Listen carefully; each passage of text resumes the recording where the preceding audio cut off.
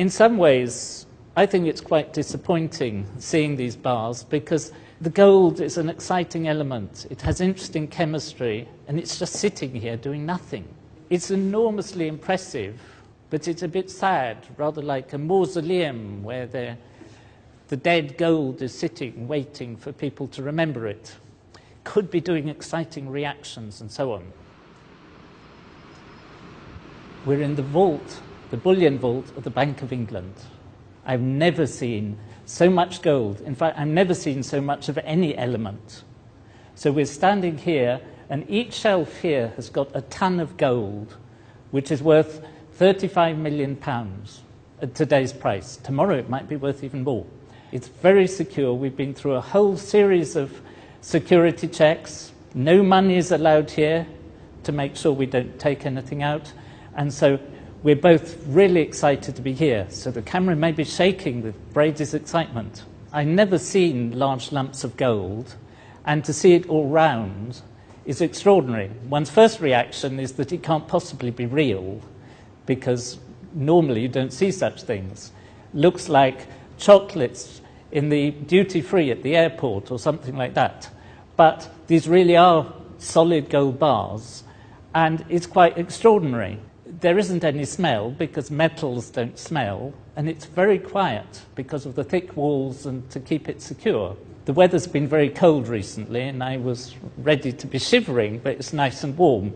But I suppose gold colour also gives you a feeling of warmth, so it may be partly psychological. The reason why the bank has got this store is because not only the Bank of England, but other central banks like to keep some of their money reserves in gold, because the price of gold is very stable, or the value of gold, compared to the value of currencies, which can go up and down. And so every country has a certain proportion of its reserves in gold.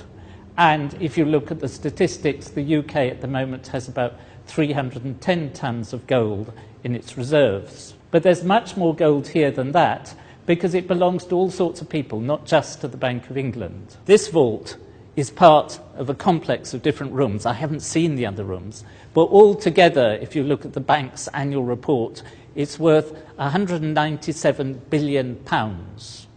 That is £197,000 million. And that's quite a serious sum of money.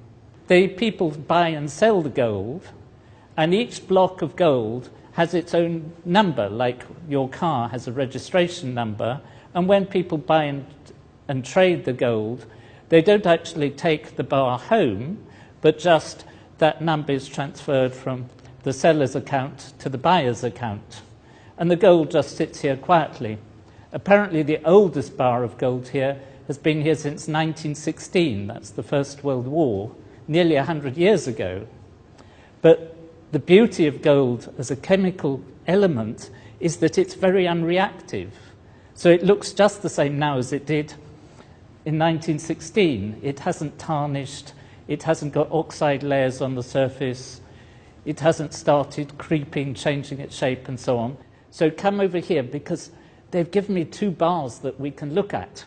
So we've got two different bars of gold, which are both the so-called London Good Delivery bars, which means that their weight is in a certain limit range. And in fact, each of them has its precise weight put on them in a rather strange unit called a troy ounce. So this one is 399.100. This one was made in Australia, and this one apparently came from Switzerland and is slightly heavier, 400.075. I must say this one looks much nicer. It's polished more, and this one looks a bit like a loaf of bread, but it's rather a miserable loaf of bread, but a pretty fantastic lump of gold. Now, one of the things you know about gold is that it's really heavy, so I'm going to see whether I can actually lift this with one hand. And I can sort of lift it, but not easily. Two hands is quite easy. So this weighs, each of these in more understandable units, weighs something like 12.4 kilos or 28 pounds. So for those of you who